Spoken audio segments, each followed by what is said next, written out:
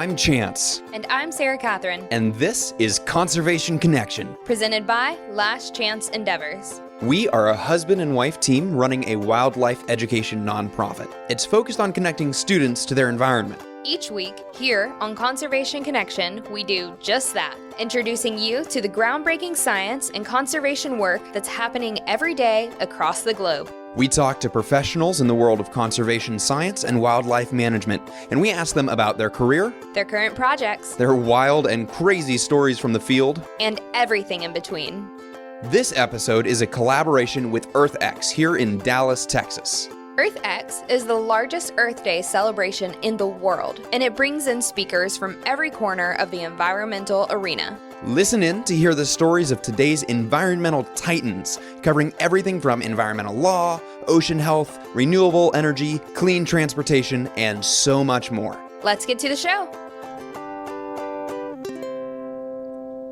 Welcome, everybody. Today, we're talking with Jerry Tinianow. He is Denver's first and apparently only Chief Sustainability Officer. Welcome to the show. Thank you very much. It's great to be here. We're so excited to have you on the show today. So can you tell us a little bit more about your job as Chief Sustainability Officer? What does that mean exactly?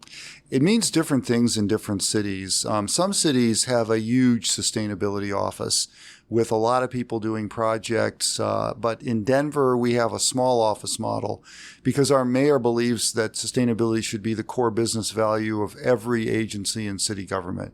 So we are more like an in-house consulting firm.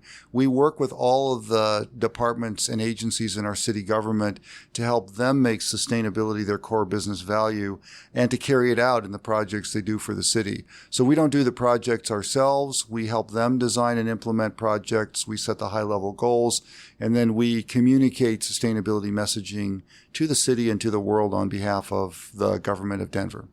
What I really love about that is that your job isn't to do all of the boots on the ground work. Your job is to get people to want to do that for themselves and to get them really invested and hooked into being sustainable in their own right, rather than having somebody come in and say, here's how you need to be sustainable. Yeah, all of us, and I'm on my very small staff, and you were talking to 1/3 of the Office of Sustainability here. But all of us have done projects in the past, and we love doing projects, and we miss doing projects. But this is a classic issue of delegation. It's always easier to do something yourself in the short run, but in the long run, if you can teach other people to do it and you can delegate out to them, you'll magnify the results of what you're doing. So we are trying to teach sustainability theory and practice to our agencies, work with all of them, both the ones that everyone traditionally associates with this, like Public Works, they pick up the trash, they run the roads, but also agencies that people don't associate with sustainability, like the police or the fire department. And how long have you been in this position? About 7 years. Okay. What is your background leading up to this? I always love to ask people, as a kid, were you like, man, I really want to work in sustainability? I actually got political as a kid, but wasn't focused on what we call sustainability these days. I went to college in Washington, D.C. because I wanted to work on Capitol Hill during college. But I got hooked up with a young freshman congressman there named Max Baucus from Montana, and he asked me to work on issues of what was then called alternative energy, solar, wind, forestry, agriculture, natural resources. And so while working for him part-time during the school year and full-time during the summers, I just fell in love with those issues. So I stayed on there for law school. I worked for the Sierra Club Legal Defense Fund. I was a commercial trial attorney with a couple of big firms in Ohio for over 20 years. But I did this kind of work as a volunteer with the Sierra Club and other organizations. And after 23 years, I finally got a chance to do it full-time. Went to my second career. I was the state director for the National Audubon Society in Ohio for 6 years. And then I went to this career in urban sustainability, first as the director of the Center for Energy and Environment at the Mid-Ohio Regional Planning Commission. And then 7 years ago, I was fortunate enough to be hired by the mayor of Denver to be that city's first chief sustainability officer. What a journey. That's fantastic. I want to zoom out a little bit. We're talking about sustainability, and that's a word that keeps coming up, and it's kind of a big buzzword in the environmental sector right now. If you had to define sustainability as it applies to you and your job, how would you define that for us? Officially, we don't define it. And the reason is that I came up through grassroots conservation. So I've spent many, many hours around coffee tables in people's living rooms trying to define which of us is the most noble. Getting into these definitional debates, which are intellectually fun, but they don't accomplish anything. We don't define it, but we do explain what we're trying to accomplish. We are trying to ensure that the basic resources that our economy and our quality of life depend on are available and affordable, not the same thing, available and affordable to everyone, both today and tomorrow. But if I had to define it more specifically, and it really boils sustainability down to one word, the word would be mindfulness. People think it's energy or clean air or something like that, and those are all parts of it.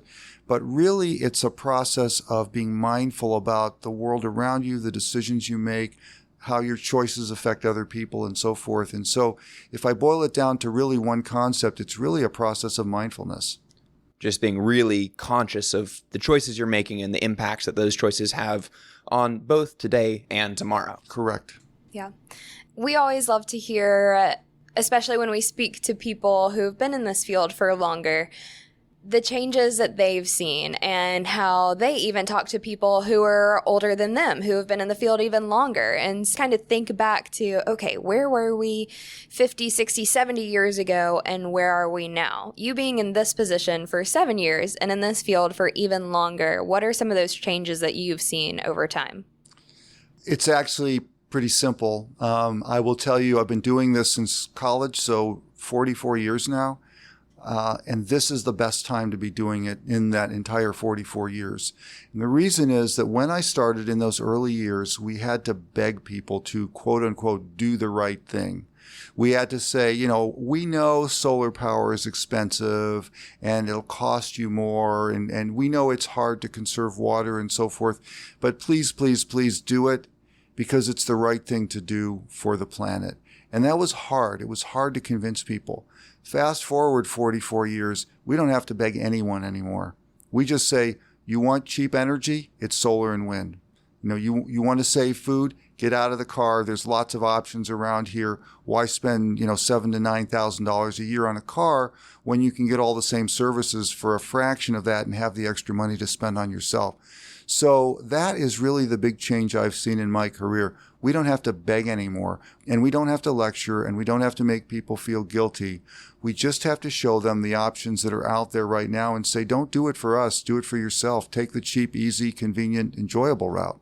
Well, we're really seeing that there's infrastructure now that supports that the right thing and the economically sensible thing to do are oftentimes the very same thing. You're spending less money by going the green route, and it's better for you and it's better for the environment. And that's, I think, a pretty recent development. It's something that is only now coming into kind of the mainstream from a business sense. Yeah, and what it changes for us is how we talk to the public. As I say, we don't beg anymore. But you also have to understand that a lot of people mentally are still in the past. It's locked into their mind that doing the sustainable thing is expensive, inconvenient, and so forth. And so often we have to kind of convince people or go through the numbers with them. And sometimes when we're dealing with cities or states somewhere else and they tell us that their people who are in charge are still locked in the past and they want to have coal power and so forth, what we tell them today is that's great because that's one less city that we have to worry about competing with. We try to remind people in other parts of the country and other parts of the world that we are competing with each other. We're competing on the basis of who is the most sustainable, not who is putting out the most pollution. And if they want to be left behind and stay mired in the past, that's their business, but they are going to be left behind. And so that, I think, has brought a lot of actors who didn't used to work with us to the table and have become allies with us. I think that's a great way to put that because people in general, we're kind of very competition oriented. So you're like, oh, well, I can't let you be more sustainable than me. And that kind of pushes everybody to be like, oh, we have to do better because they're beating us on this point right now. Right. It's a social thing. People want to keep up with their neighbors. They don't want to be left behind. They don't want to be left out. And now, these days, doing the sustainability thing is the way you belong to the group, the way you keep up with your peers. So much of implementing environmental action is really just boils down to psychology and understanding how people receive an idea and integrate it into their own thought process, and making sure that your idea is being presented in a way that someone's going to want to say, oh yeah, I want to do that, and make it feel like it's their idea. Not in a manipulative way, but in a way that gives them the best chance to have a better life. And in Denver, as in other cities with sustainability offices, people often ask us, so what do you want us to do? What's our, tell me what to do. And we have a simple 3-part formula. It only has 8 words when they ask. We say, number 1, save money, spend it here, do it together. And that's the entire formula, because almost everything we want people to do in their personal lives and often in their business lives that will make the community more sustainable will save them money.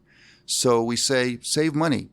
But when you save money, we also want people to enjoy themselves. We want them to have a good life today. So we say, spend it, but spend it here. Keep it in the community. Keep those dollars circulating here locally. It's good for the local community. It also shortens supply lines so that we're not sending trucks and boats and planes everywhere to get things to people.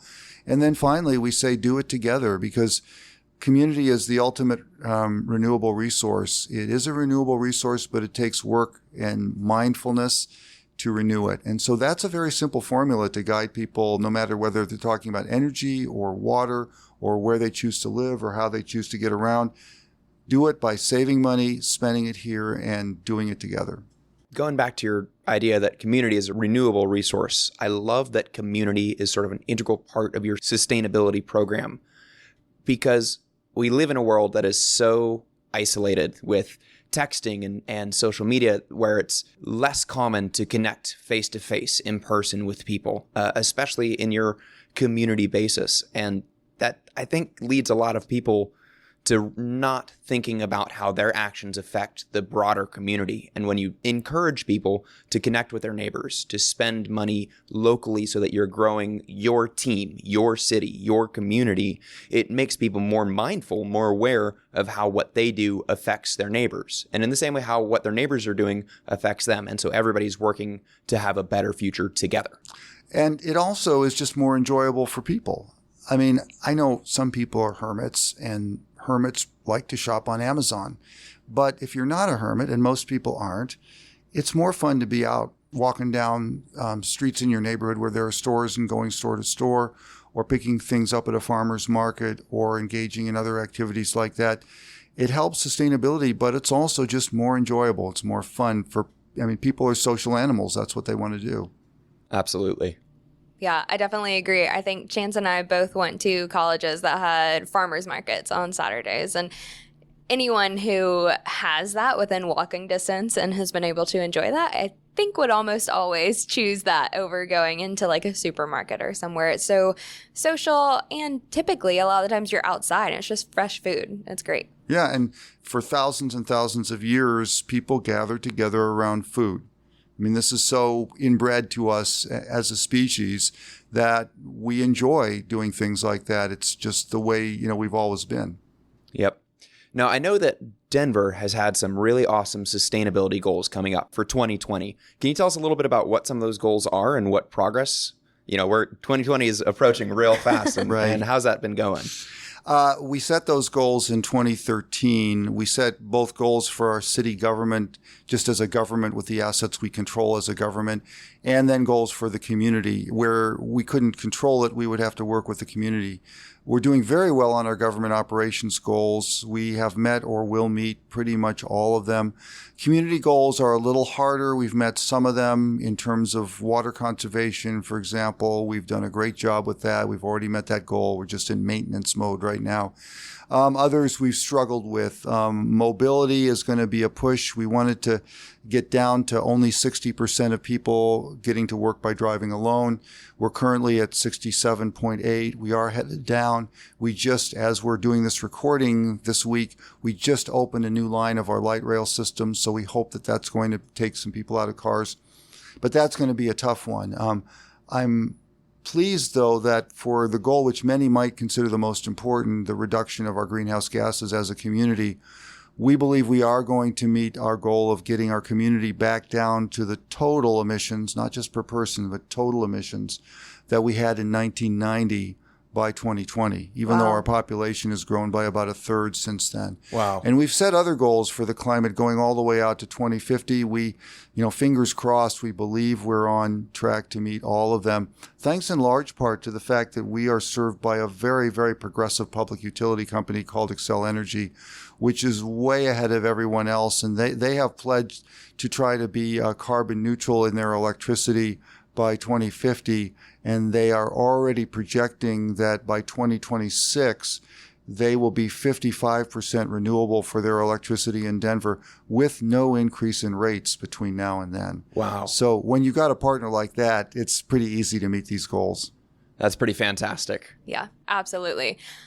If someone were to ask you, what could I do in my day-to-day life to help the environment, help to meet these sustainability goals, what would you have to say to them?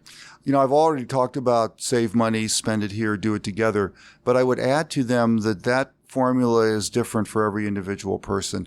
It's funny when you are a chief sustainability officer and you go to a party and you tell people what you do, they start confessing to you. The conversation, you say, well, I'm a chief sustainability officer, and they say, well, I do drive to work, but I have a Prius, and they're expecting me to, bless them or whatever. And what I always tell them is, look, it's different for different people. Some people, for various reasons, they have to drive to work. And so they can make it up somewhere else. They can save energy in their home, or they can buy local food, or they can conserve water, or they can recycle, whatever. I think the formula for each of us is different. And so it goes back to what I talked about earlier, mindfulness. Whatever it is you do, whatever path you choose, it starts with thinking about and being aware of the world around you, being aware of the effects that your choices have on that world, and then being mindful about making those choices. And different people will come out with different results. I really like that because it takes into account every individual's needs.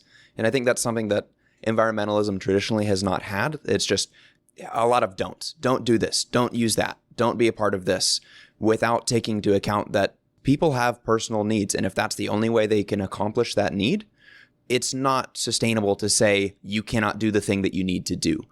But if you're aware of its effects and you are doing the best you can to mitigate that, that's where you get people to work with you instead of just clamming up. Well, and it's not just about needs. It's also about your personal circumstances. For example, yes, we would like people to take transit to work rather than driving by themselves. But lower income people often are working second and third shifts when the transit doesn't run very often. And if they miss the bus, it can be an hour until the next bus comes in the middle of the night. And so for people like that, it may be that they need to drive to work, but they'll have other opportunities to make up for it. And so we need to be aware not only of people's needs, but also their personal circumstances, and just have some understanding of, the lives that everyone is living and the barriers that they have to overcome. If you wanted to give just a quick spotlight on one of your favorite accomplishments that the city of Denver has had in the realm of sustainability in your tenure, what would you want people to know about? When we studied our greenhouse gas emissions, we knew that over half of them are related to our use and occupancy of buildings. So we started there. And we had heard that if building owners are required to disclose their energy usage, just by doing that alone, you could see about a 1% to 2% improvement in their energy efficiency. So we passed an ordinance that requires all buildings 25,000 square feet or more to report their energy consumption, to have a score attached to it, and we disclose that publicly. As I said, where that's been tried before, 1% to 2% gain. But when we tried it in Denver, because we were very aggressive about going out and educating the owners, first year we had a 4.5% increase in energy efficiency, and those buildings collectively saved $13.5 million in energy costs. And we didn't stop there. We adopted a new green building policy. We put that into law, which will require not just disclosure, but now improvements, things like white roofs, green roofs, solar on the roof, green infrastructure on the ground, and so forth, which we think will accelerate that process. So we're really proud of that because we went for something big and we executed it well, and we produced numbers that no other city produced. And the culmination of all of this is shortly before we recorded this broadcast. Denver was certified by the U.S. Green Building Council as LEED Platinum in their Lead for Cities program, the highest level of sustainability. Only 5 cities in the United States have met it. So we think we're doing something right in Denver, and I guess at least the U.S. Green Building Council agrees. Well, congratulations. Those are Thanks. some massive leaps you guys have been able to make. Absolutely. And thank you so much for being on the show with us today. I think we'll be looking at making a trip out to Denver sometime soon. 100%. We would be happy to have you. Thanks. Thanks for listening to this episode of Conservation Connection. If you enjoyed our podcast, go ahead and subscribe to make sure you catch every episode that we post. We'd love to hear from you. So if you want to reach out, go to our website, lastchanceendeavors.com/contact, and shoot us an email. We love questions from our listeners, so if you heard something that you want to know more about, be sure to let us know. If you've got a minute to spare, leaving a 5-star review on Apple Podcasts will help other conservation-minded people find the show. We'd really appreciate it. A big thanks to the people working to protect our planet, and a big thanks to you for listening. Don't forget to tune in next week.